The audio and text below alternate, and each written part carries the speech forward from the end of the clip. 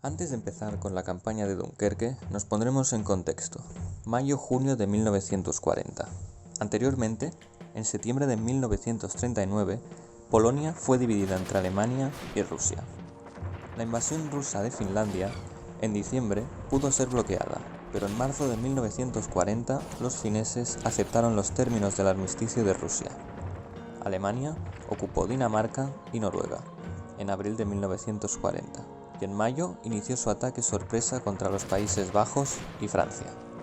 En el norte de África, los italianos se preparaban para atacar Egipto y en China seguía la guerra con los japoneses en marcha desde el 1937. En los últimos días de mayo de 1940, Gran Bretaña se tambaleaba al borde del desastre militar, de una magnitud sin precedentes. Para sorpresa universal, los ejércitos alemanes se habían abierto camino con ataques sorpresa a través de los Países Bajos y el norte de Francia, en poco más de 2 semanas. La resistencia aliada se desintegraba y casi toda la fuerza expedicionaria británica quedó acorralada en una pequeña área aislada alrededor del puerto francés de Dunkerque, en el Canal de la Mancha. El largo y duro camino que finalizó en la costa de Dunkerque empezó el 10 de mayo, cuando la Alemania nazi invadió Holanda, Bélgica, Luxemburgo y Francia, deteniendo de modo violento la inactividad que había prevalecido en la denominada farsa de guerra, desde el inicio de las hostilidades en septiembre de 1939. En esta imagen podemos ver a Hitler con un grupo de paracaidistas altamente preparados, condecorados todos ellos con la Cruz del Caballero, en el ataque contra Eben-Emael, el fuerte belga supuestamente inexpugnable. Los alemanes aterrizaron sobre el tejado en planeadores y atacaron antes de que los defensores supieran que la guerra había empezado. Colocaron granadas de carga hueca en las cúpulas de los cañones, luego lanzaron explosivos de gran potencia por las salidas y en los pozos de escaleras. El fuerte sucumbió rápidamente. Los tanques de Rommel y la infantería motorizada avanzaron tan repentinamente que sus oponentes no tuvieron tiempo para destruir puentes y secciones de carretera para retrasarlos. El avión Fiesler Storch volaba en círculos sobre el lugar donde un tanque había volcado fuera de la carretera. Estos aviones se usaban para detectar los peligros y las oportunidades que aparecían por el camino, y para informar por radio al cuartel general.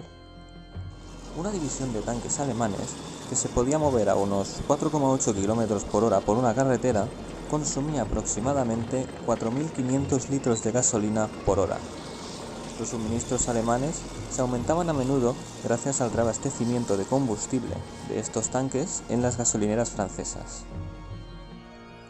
Aunque los franceses tenían una fe casi mística en el poder disuasorio de la línea Maginot, que era una cadena de fortificaciones estudiadas que protegían su frontera nororiental con Alemania hasta la frontera con Bélgica, no ignoraban la posibilidad de que un ataque se produjera a través de los Países Bajos en ese momento neutrales.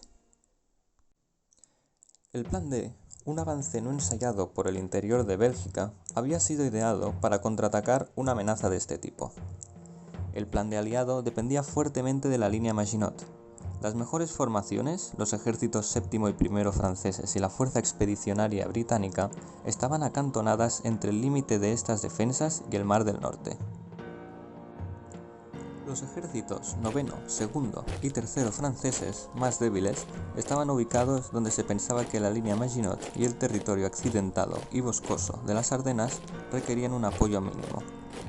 Si los alemanes amenazaban a Holanda y Bélgica, los 3 grupos situados más al norte avanzarían hasta la línea defensiva natural del río Dijle. Si los alemanes hubieran empleado el plan Schlieffen de 1914, que tenía como objetivo cercar París, el plan D podría haber sido efectivo. En su lugar, adoptaron el plan amarillo del general von Manstein. Al amenazar la zona del norte, lo que incitaba a la fuerza expedicionaria británica de los ejércitos séptimo y primero franceses a moverse en dirección noreste, una fuerza alemana muy superior, el Grupo A las órdenes de von Rundstedt, podría arrojar 7 divisiones de carros blindados a través de las supuestamente impasables Ardenas. Esta fuerza pondría luego rumbo hacia los puertos de la costa norte. Aquel fatídico 10 de mayo, el mismo día en que Winston Churchill se convirtió en el primer ministro de Gran Bretaña, el comandante supremo aliado, el general francés Maurice Gamelin, puso en marcha el Plan D. Mientras las fuerzas belgas escasamente equipadas retrocedían ante los alemanes, 3 ejércitos mecanizados, el primero y séptimo franceses, y la fuerza expedicionaria británica, se desplazaron hasta el río Disle. Los aliados, por supuesto, no sabían nada del plan amarillo de los alemanes, y, al desplazar sus mejores tropas hacia el norte, a territorio belga, le hacían el juego al enemigo. Lo que el general Erich von Manstein había tramado inteligentemente y que Adolf Hitler aprobó tan jubilosamente era un ataque contundente. El grupo B del ejército del general Fedor von Bock, que incluía 29 divisiones, se dirigía a través de Holanda y Bélgica, mientras que las 45 divisiones del grupo A, del general Gerd von Rundstedt, iban a introducirse en Francia, a través de la región montuosa de las Ardenas, salvando el flanco de la vanagloriada línea Maginot. Los franceses, que creían que el terreno era infranqueable para las fuerzas enemigas, habían situado su ejército más débil, el noveno, en el frente de las Ardenas. Se dieron cuenta del error cuando los carros blindados, apoyados por la Luftwaffe, sometieron a la frágil oposición francesa al impacto de las tácticas de guerra relámpago o Blitzkrieg.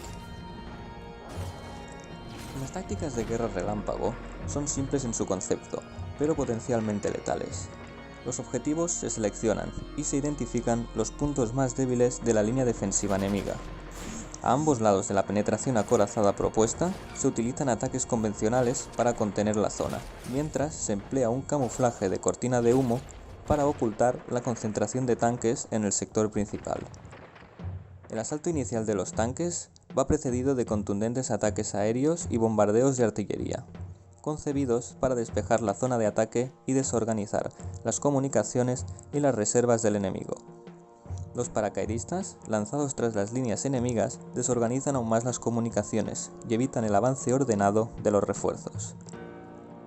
El principal ataque acorazado, respaldado de cerca por divisiones motorizadas y, tras ellos la infantería, avanza con la máxima fuerza disponible por el sector débilmente defendido. Una vez conseguida la brecha de penetración, la punta de lanza blindada se abre, evitando y luego rodeando los puntos más fuertes de la defensa. Tropas motorizadas de apoyo, reemplazadas posteriormente por unidades de infantería, consolidan los avances territoriales. La contundencia, la rapidez y la ferocidad del ataque es esencial. Mientras tanto, los tanques están libres para ahondar aún más en territorio enemigo, rodeando áreas cada vez más amplias. La rapidez es esencial para garantizar la captura de los defensores antes de que tengan tiempo para retirarse o reagruparse.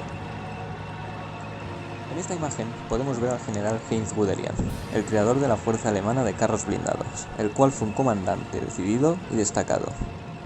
Sus métodos eran poco usuales para un hombre de su rango. Al rayar el día, abandonaba el cuartel general en un vehículo blindado, con un oficial de transmisiones, su radio y una máquina de claves Enigma. Acompañado por sus mensajeros y un vehículo de media oruga para el territorio difícil, dirigía las operaciones desde el frente, manteniéndose en contacto permanente con su cuartel general. Además de romper la línea francesa, los alemanes también trabaron combate con el 1.000.000 de soldados belgas, franceses y británicos situados en el norte, con una táctica clásica de envolvimiento doble. La coordinación entre las fuerzas aliadas combatientes fue escasa o nula. La confusión, y a veces el pánico, prevaleció tras las bombardeadas de la Luftwaffe, obstruidas por refugiados que huían y soldados que se retiraban. El 16 y 19 de mayo, los aliados retrocedieron hasta el río Escalda, ante el avance constante de Bock. Mientras tanto, en Francia, los carros blindados de Rundstedt avanzaban virtualmente sin oposición. El 18 de mayo, la avanzada estaba a tan solo 50 kilómetros a las costas del Canal de la Mancha. La trampa alemana se cerraba. El domingo 19 de mayo fue un día trascendental en la campaña de Dunkerque. En un intento desesperado por cambiar la fortuna del declive de su enorme ejército, el gobierno francés sustituyó a Gamelin, de 68 años, por el enérgico general Maxime Weygand, de 73 años, que por entonces se encontraba en Beirut y totalmente desconectado de los acontecimientos de Bélgica y Francia. Al mismo tiempo que se producía este cambio en el mando, el general Vizconde Gord VC o Cruz de Victoria, comandante en jefe de la Fuerza Expedicionaria Británica, había aceptado de mala gana la conclusión de que era hora de pensar en una retirada británica para recuperar fuerzas en las líneas de aprovisionamiento de los puertos del Canal de la Mancha. Por otro lado, también se empezó a considerar la posibilidad de una evacuación. Por suerte para la fuerza expedicionaria, el almirantazgo, instigado por Churchill, ya había comenzado a hacer planes para una eventualidad así. La Operación Dínamo, como se llamó en clave, se puso a las órdenes del vicealmirante Sir Bertram Ramsay, oficial general de la Marina en Dover, quien empezó a reunir buques apropiados en los puertos del sur de Inglaterra. Combate y retirada. Combate y retirada se convirtió en la norma cotidiana de los hombres agotados de la Fuerza Expedicionaria Británica y de las unidades franceses y belgas que aún no se habían descompuesto. No existía una línea de frente coherente, y los aliados se desmoronaban bajo la presión sostenida de los alemanes. Sin embargo, cuando la acción se trasladó hasta el antiguo campo de batalla de la Primera Guerra Mundial, en el norte de Francia, una pequeña parte de la fuerza expedicionaria provocó nerviosismo no desesperado en las filas alemanas. 74 tanques de la Frankfurt, un grupo de asalto mixto dirigido por el general de división H. E. Franklin, contraatacó al ejército enemigo en el sur de Arras. Este contraataque sorprendió al oficial al mando de la 7ª División de Carros Blindados, el general de división Erwin Rommel, por la ferocidad de su ofensiva. Aunque los británicos finalmente fueron rechazados, Ramsted dijo posteriormente que esta acción había retrasado su avance hasta 2 días vitales. Esta sería la amenaza más importante al avance de los alemanes por el norte de Francia. Este asalto realizado el 21 de mayo de 1940 por la Frankfurt. Esta unidad mixta, comandada como ya hemos dicho por el general de división Franklin, incluía tanques, infantería, cañones de campaña y anticarros y pelotones de reconocimiento. Inicialmente, los 58 tanques Mk1 y los 16 Mk2 Matilda llevaron a cabo un buen avance. Como escribió Rommel en su diario, el fuego de los tanques enemigos ha creado el caos y la confusión entre nuestras unidades. Obstruían las carreteras con sus vehículos, en lugar de entrar en acción. Pero la resistencia se endureció en cuanto Rommel se hizo cargo, quien señaló personalmente su blanco a cada cañón. Durante la acción, que duró unas 9 horas, los británicos penetraron 16 kilómetros antes de ser obligados a retroceder. Se perdieron 46 tanques. Fue alrededor de las 7 horas cuando la fuerza mixta de tanques del 4º Batallón del Regimiento Real de Tanques topó con una línea de cañones alemanas de 88 milímetros. La mayoría de los tanques eran Mk1 biplazas, con una coraza bastante resistente, pero insuficientemente armados, tan solo con una ametralladora de 303 pulgadas. Solo 16 Matildas Mk2 se encontraban en acción alrededor de Arras, el tanque más fuertemente acorazado de Francia en aquella época.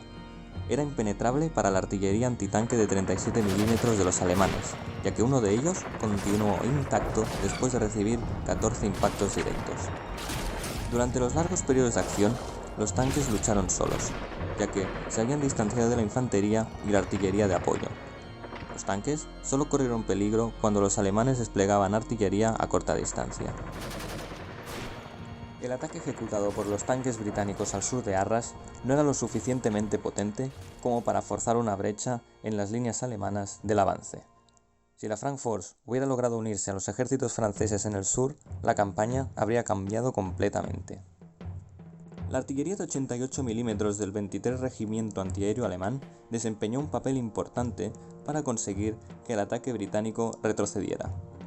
Aunque estaban diseñados como cañones antiaéreos, esta arma era muy eficaz utilizada como antitanque, ya que lanzaba granadas perforadoras. Una batería informó que había dejado fuera de combate a 9 tanques.